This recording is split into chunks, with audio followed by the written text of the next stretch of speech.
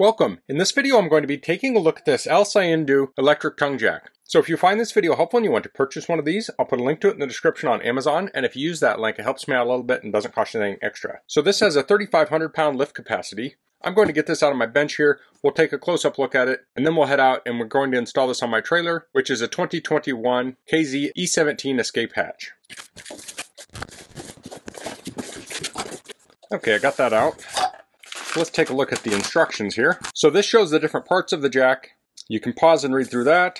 This is a 12 volt jack, travels 18 inches. The outer tube is 2 1/4, the inner tube is 2 inches. Retracted height is 25.5. Removable foot pad is 6 inches. Approximate shipping weight is 22 pounds. So for installation it says block the wheels and support the trailer frame. Remove the existing jack. It says save the original nuts, bolts, and washers for installing the 3500 electric tongue jack. So this is designed to replace a manual jack. It says connect the red positive lead to the positive terminal of the battery. Connect the black ground wire to the negative terminal of the battery. If you're going to extend the wires, do not use smaller than 10 gauge. It says they do not recommend using the flip-up type foot pad. And this talks about operating the jack. It says you should block your wheels. There's a toggle switch located under the motor housing. Extend the jack by holding the toggle switch in the extend position. The motor will stall if it reaches full extent of the travel in both the retract and extend directions. It has an overload protection for the jack to shut off power, and that will reset in 15 seconds. After using the jack, operators should learn the travel stop limits. The operator should stop the jack before reaching the travel limit. So you want to learn the highest and lowest points of this,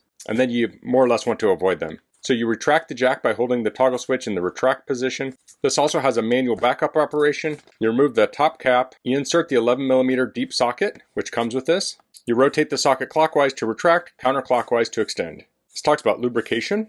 It says grease the jack screw by extending the jack until the grease fitting is aligned with the hole in the center of the tube. Using a standard grease gun and standard chassis lube, give 2 pumps. This talks about greasing the gearbox. It says remove the gear cover with 4 Phillips screws, grease the gears with chassis lube, and reinstall cover. This has a parts diagram, another parts diagram, and on the back we have a wiring diagram. So this comes with a bag with some bolts and screws and washers and that 11mm socket, but it did say to use the hardware that's already on the jack. So this would be if you don't already have hardware. It also comes with this bag, so I think that is for putting over the motor to shield it from the weather. So over here we have the round foot. We have a pin to hold it on, so you lift this up and that pin will come out, and that's standard for a jack. This is where it mounts here. There's 3 bolts. Here's the motor and there's the switch. So you have to hold it for it to operate. There's lights on either side, and these are the bolts that hold the top on. And then in the end here we have a rubber cap that we can pull out. Now this is not tethered, so you want to make sure you don't lose it, but it sticks in there pretty good. And then you can put 11mm socket on that to manually adjust it. Now one thing I'm noticing here is that there are no ring terminals on here. So you may want to add ring terminals to attach this to your battery. Then we have this, looks like a rubber band thing here.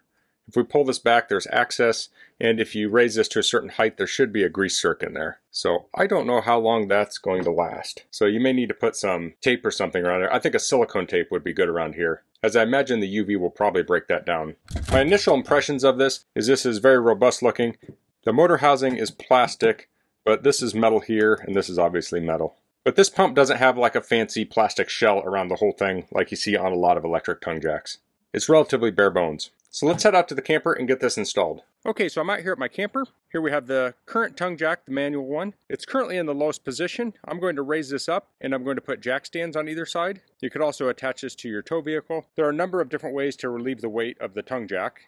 Now I've already held a new tongue jack up here to make sure it will fit at this height, or potentially a little bit higher. Okay, the weight is off of the tongue. I'll give it a little shake.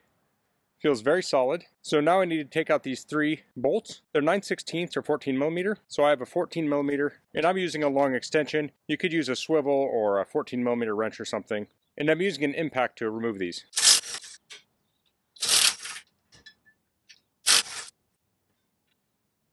So I have a wheel on this one. If you had a pad, you'd want to take that off next.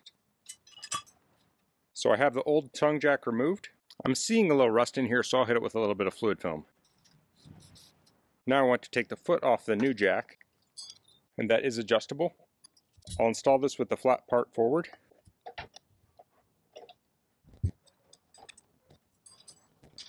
I had to lift it back up so I could get that pad on there. Now I'm going to install these 3 bolts. I'm going to lightly snug these down with my impact.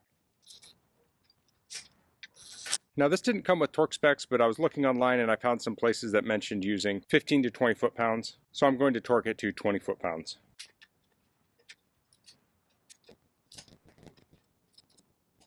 You'll probably want to find the torque rating for your trailer. So I put some ring terminals on here. I will eventually probably add a fuse on the positive side. I also added some wire loom. I just had some left over, added some here and here. Eventually I might get some to cover the whole wire, but at a minimum you should use some zip ties or something to attach it every couple inches so these aren't flopping around. I may rewire this someday, so I don't want to do anything too permanent. So down here I have the battery I'm going to be attaching it to. Now normally I would wire it to my trailer battery, but it's dead right now. This is the battery I'll be putting in it next spring, so we can use this now for testing, but hooking it up is the same way. I'm going to hook up the positive first and then the negative. So now the jack has power, so I'll use the switch here. So it looks like to the right is down and to the left is up. So I'll raise this up.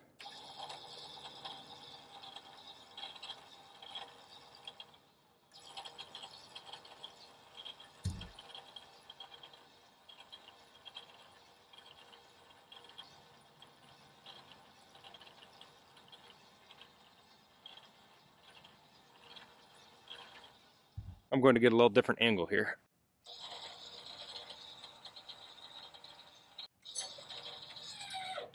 Okay, so there we hit the concrete.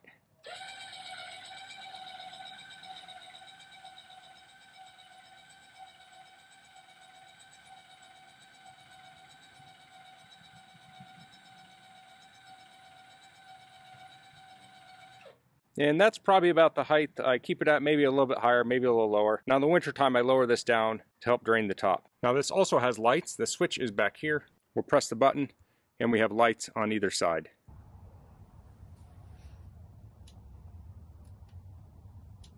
So if you need to manually operate this, here we have that 11mm shaft. You can put a ratchet on there and ratchet it up or down. So we can use the switch in the other direction to run it down.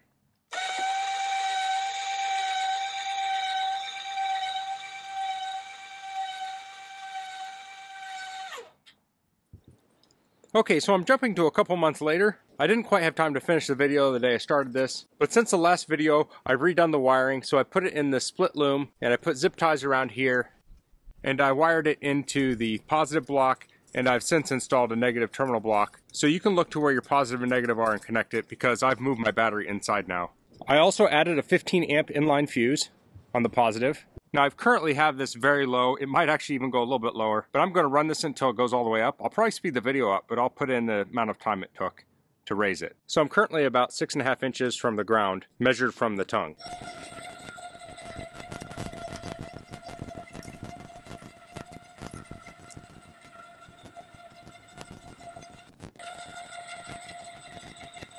That's all the higher I'm going to take that. I don't feel real comfortable putting that higher. It's already high enough. So we're at about 25 inches there.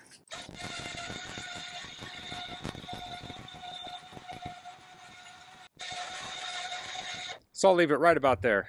So eventually I'll probably put a mark on here at the level I need it to hook my tow vehicle up. I'll probably also make a second mark where it's level in my driveway. So that's the LCyindu electric tongue jack. I found this pretty easy to install. Once you secure your tongue, you can just loosen the bolts, slip the old jack out, and put the new one in. Wiring's pretty straightforward if you're familiar with crimping wires and such, but I think this is going to be a lot easier to use than the old crank style, especially when it's really hot and you have to crank it up and down multiple times to install the weight distribution hitch. But I do like it has that manual backup. If something were to happen to this, I could still get it up and down. So to protect it, I'm just going to keep a bucket over it. I'll take that with me camping also. If I have to put a campfire out or something, I can use that bucket. And when I'm not using it, I'll use it to protect the tongue jack. So that's all I'm going to cover in this video. If you have any questions, please leave them in the comments. If you like this video, please click like. If you haven't subscribed to my channel, I'd appreciate if you could do that. And thanks for watching. Until next time, goodbye.